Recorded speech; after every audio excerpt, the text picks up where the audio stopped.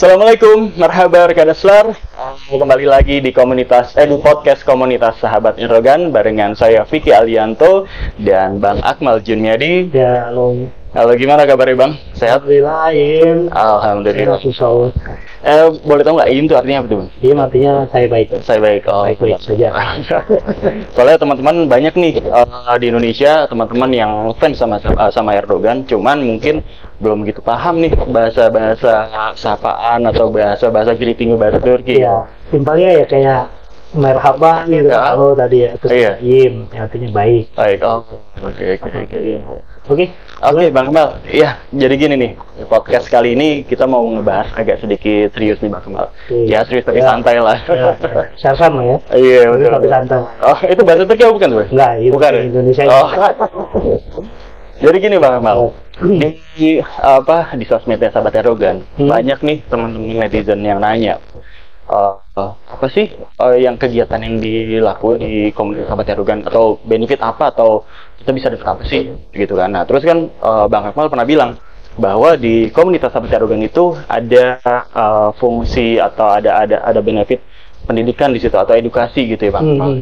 Nah bisa dijelasin nggak Bang, fungsi edukasi apa sih yang dijalankan di komunitas Sahabat Erdogan ini? Baik, kalau bicara fungsi edukasi itu pasti tentunya sangat luas ya. Tapi kita di komunitas Sahabat Erdogan ini, saya selaku bagian daripada co-founder ya, kita kemudian akhirnya membuat suatu lembaga pengkajian Indonesia Turki. Karena mungkin selama ini orang pasti akan mencari tahu gitu. Apa sih sebenarnya hubungan Indonesia dengan Turki di masa kini dan juga di masa lalu.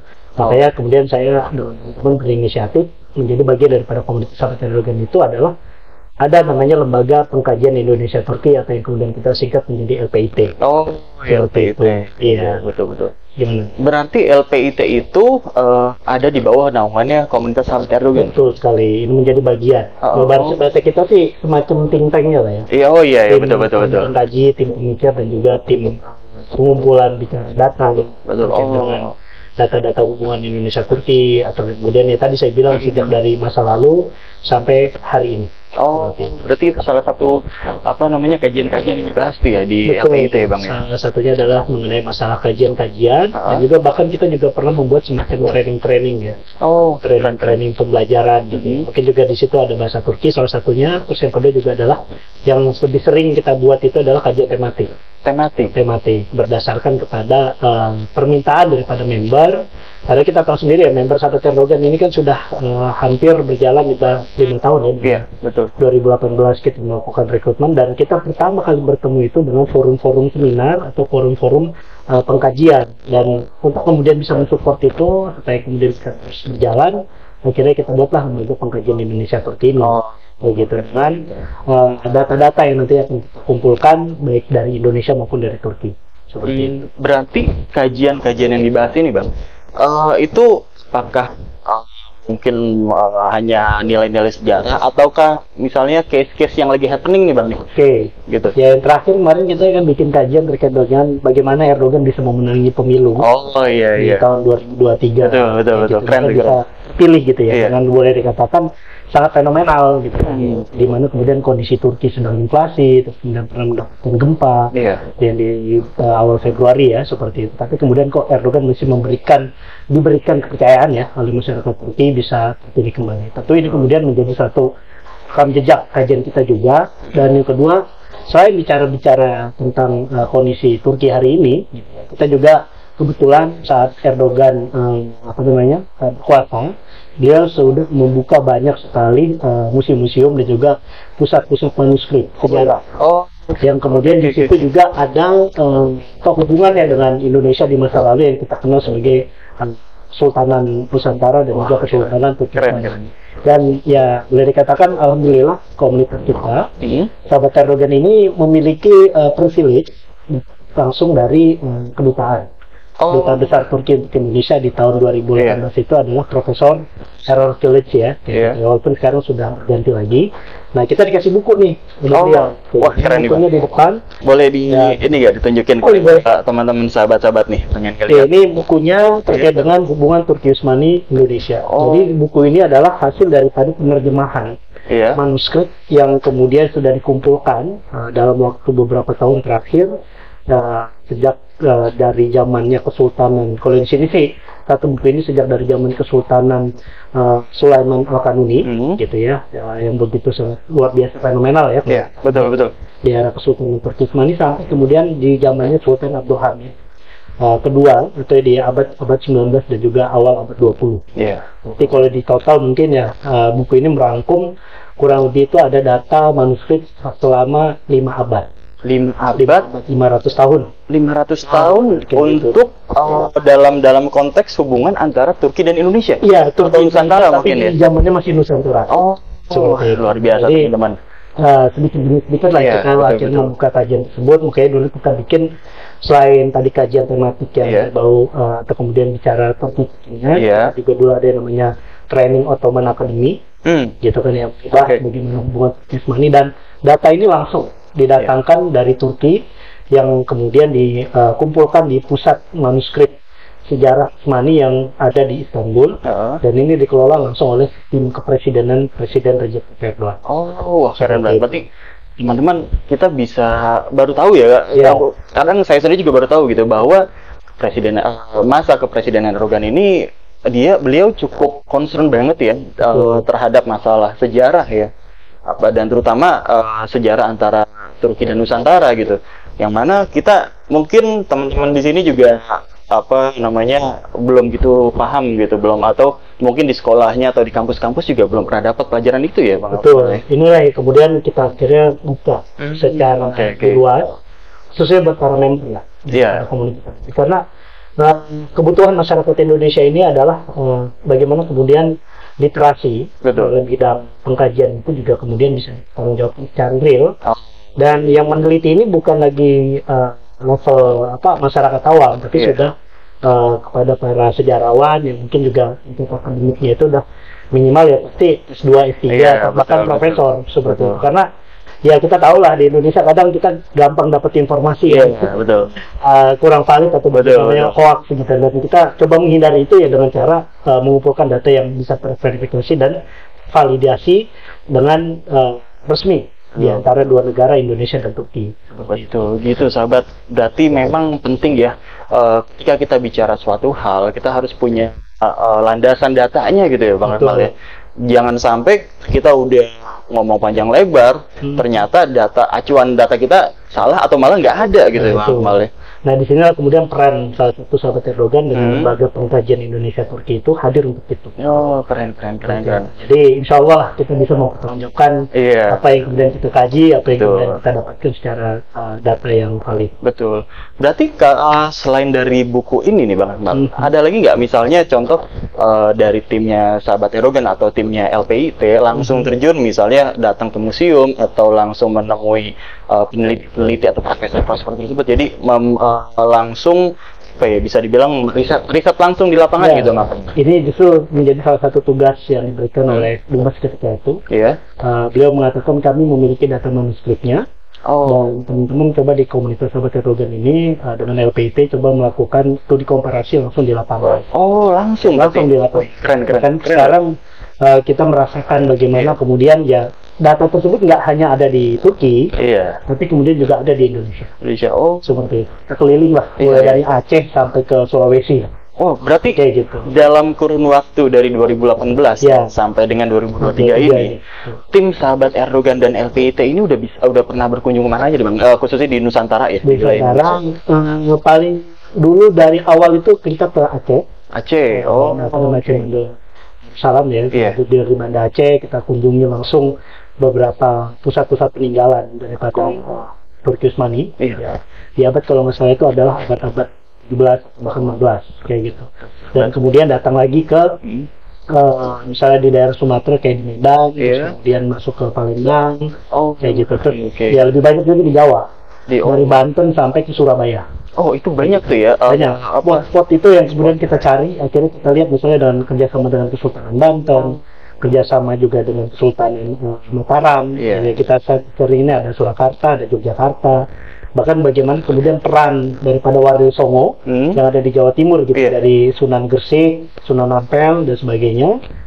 Sampai kemudian ya kita bicara ke Makassar ya, hubungan Kesultanan Hasanuddin, Maluku, dan juga berbagai macam kesultanan. ternyata data-data itu memang boleh dikatakan kalau di Indonesia ini masih serak lah. Oh iya, ya, dari kita coba jahit. Betul, keren. Akhirnya ya, kalau bicara bagaimana korespondensi, kita pun pernah ketemu langsung dengan Sultan. Oh ya? Kayak gitu, Sultan yang ada di Cirebon ya, kayak gitu, untuk memverifikasi data yang kemudian Sultan Cirebon ini gimana sih hubungan dengan Turki dan sebagainya kayak gitu. Dan ya alhamdulillah lah kita bisa bertemu dengan Sultan langsung dari Cirebon seperti itu, untuk memverifikasi dengan tim. Dan berarti bisa dibilang sultanan-kesultanan yang ada di Nusantara ini mereka masih mengkeep nih atau menyimpan manuskrip atau data-data hubungan diplomatik mereka dengan Utsmani. Betul. Cuman yang kita tahu kan kalau dalam mungkin koreksi ya kalau kita salah ya. Dalam kearsipan nasional hal itu sepertinya tidak terlalu terekspos gitu ya. Betul. Bahkan lebih banyak terlewat ya. Terlewat ya. Ya saya bilang ini yang saya sayangkan. Betul. Kemudian ya Indonesia juga memiliki sejarah yang besar. Iya. Tapi memang kalau bicara sejarah Indonesia ya kita tahu sendiri gitu. Banyak kepentingan juga sebenarnya di dalamnya. Betul. Tapi saya mengatakan ya untungnya ada Turki nih. Iya. Kayak gitu kan. Bahkan saya kemarin terakhir ke Turki 2022 sampai 2023 kemarin saya kunjungan ke Museum Teknologi Sains dan Teknologinya Turki di Istanbul. Saya menyebutkan ada data manuskrip yang membicarakan mengenai hubungan maritim Nusantara yang kemudian akhirnya memberikan informasi sampai pelayaran ke Amerika.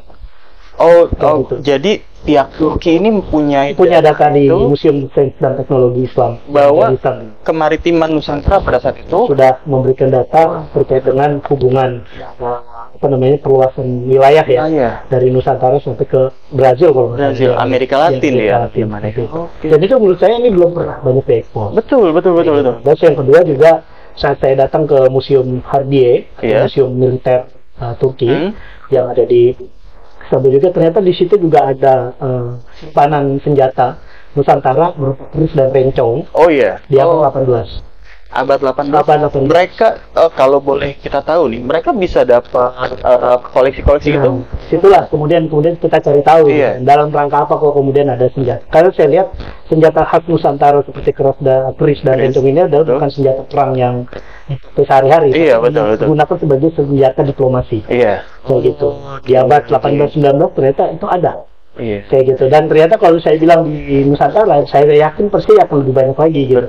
Betul. Seperti kayak Museum Surakarta juga menyimpan beberapa pedang di Turki Utsmani dan sebagainya, museum Sultan yang ada di Solo kayak gitu kan, di beberapa situs-situs keagamaan yang ada di dalam keraton seperti itu. Makanya ini yang perlu kemudian kita cari. Tetapi ya kita nggak berhenti bicara sejarah. Kayak gitu. Kita juga membicarakan bagaimana koneksi atau hubungan yang strategis antara Indonesia dengan Turki di abad 21 ini, terutama di era Republik gitu kan. Kita sama-sama tahu, insya Allah kedepannya Indonesia dan Turki akan menguatkan hubungan tersebut. Wah, keren sahabat.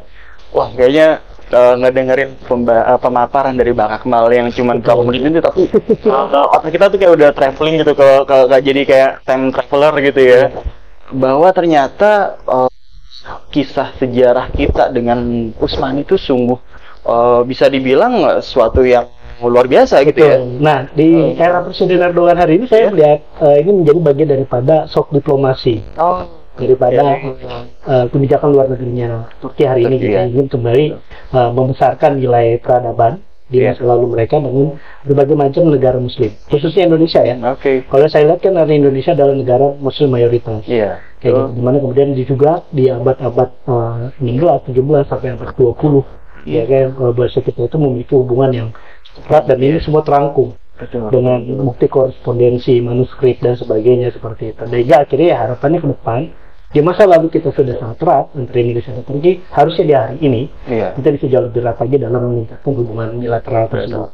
Seperti itu. Ini menjadi satu misi kita lah dengan adanya komunitas Sahabat Erdogan ini. Berarti ini perencanaan teman-teman di Sahabat Erdogan dan FPIT seperti yang tadi Bang bilang ya. Makanya kita di sini menyebarluaskan informasi ini ke seluruh masyarakat di Indonesia dan teman-teman kita juga yang di Turki, agar kemudian kita bisa menjalin persaudaraan ini bukan hanya cuma sebatas wacana, tapi kemudian ya dengan bukti-bukti dan validasi seperti itu, hubungan yang terkuat dengan hubungan sejarah salah satunya di sana. Terus yang kedua, kita juga memiliki target juga tentunya gitu kan, dengan adanya pusat lembaga pengkajian ini ya hubungan bilateral di antara dua negara ini akan semakin erat. Kalau kita kan bukan pemerintah, betul ya, kita adalah masyarakat, people to people, ya kemudian bisa kemudian ya lebih leluasa untuk kemudian mengelola tersebut. Bahkan ya beberapa peneliti dari Indonesia pun sudah mulai tumbuh nih. Contohnya misalnya penelitian hubungan lemak Usmani misalnya dibantu oleh Dr. Kasori Mujahid, beliau sebagai peneliti utama dari UIN Sunan Kalijaga gitu. Dan kami di sini teman-teman di LPIT juga memberikan support data beliau. Seperti itu. Sehingga akhirnya ini bisa terblow up lah ya. Sehingga akhirnya kalau ditanya emang menelitinya sampai tingkat disertasi mas. Kayak gitu. Ini yang kemudian saya harus kemudian kita coba bangun. Betul. Berarti hasil-hasil riset yang udah dilakukan sama teman-teman KSE dan LPIT itu nanti kelak akan dibukukan juga seperti yang pernah dibukukan di sini ya, atau gimana? Apakah rilis resmi atau gimana tuh Bang? Jadi nanti akan ada proyek buku juga. Jadi memang untuk sementara saat ini masyarakat itu bisa lebih mengakses itu dengan digital. Kita sebarkan melalui website. Punya website Sahabat Erdogan ya? Iya betul. Sahabat Erdogan ya tadi ini promosi sedikit. Nanti gitu kan? Klik link di deskripsi ya teman-teman ya. Kita bakal Sahabat Erdogan itu banyak sekali tulisannya terkait hubungan masa lalu maupun yang sekarang. Dan semua yang sudah ditulis itu punya base data ya. Semuanya punya dan bisa dipertanggungjawabkan. Saya keren tuh teman-teman.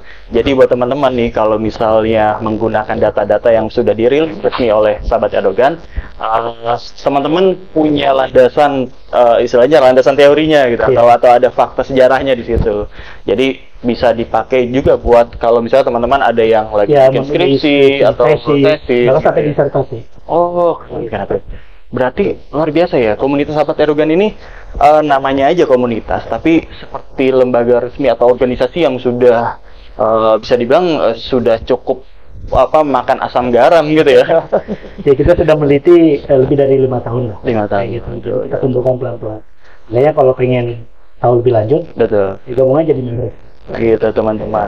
Kalau misalnya kita mau tahu lebih detail nih Bang Akmal, berarti mungkin ke depan Sahabat Erdogan dan LPI itu bikin kajian-kajian yang lebih detail ngebahas tentang riset-riset ini ya Bang? Betul, ini sudah berjalan. Kurang lebih ya, hampir 3 tahun terakhir lah ya. Kayak gitu. Saya nanti setiap ada kegiatan pasti kompetensi. Wah berarti teman-teman, buat teman-teman yang tertarik gitu ya, pokoknya pantengin terus sosmednya komunitas Sahabat Erdogan dan LPIT, dan akan secara berkala setiap kali ada kegiatan akan diinfokan di sana teman-teman. Minimal sebulan sekali atau 2 kali. Wah, keren. Luar biasa nih teman-teman, pembahasan di podcast kita kali ini mungkin baru bentar tapi rasanya kayak udah lama ya kita ngobrol ya. Kayak kalau orang anak zaman sekarang bilang isinya daging semua gitu. Gitu aja sahabat-sahabat semua, itu tadi podcast kita yang membahas tentang apa itu LPIT, apa itu pengkajian Indonesia dan Turki. Dan buat teman-teman semua yang pengen lebih detail lagi tahu dan pengen lebih dalam lagi untuk mempelajari hubungan antara Indonesia dan Turki, teman-teman bisa langsung hubungin admin komunitas Sahabat Erdogan untuk registrasi dan join, dan kita bisa sharing-sharing bareng di sini. Dan juga akan menghadirkan narsum-narsum yang minimal dia adalah alumni Turki. Keren. Jadi nggak hanya kita ngebahas omong-omong asbun atau gimana ya, tapi kita bakal ngundang orang-orang yang memang kompeten di bidangnya gitu. Kalau gitu terima kasih banyak nih Pak Akmal atas insight-insightnya nih yang udah dijelaskan dan udah dibagi ke teman-teman semua. Kalau gitu ya mungkin itu aja podcast hari ini. Next kita akan ngebahas hal-hal yang lebih asik dan seru lagi nih teman-teman. Teman-teman, kalau gitu sekian dari kami podcast komunitas Sahabat Erdogan. Sampai jumpa.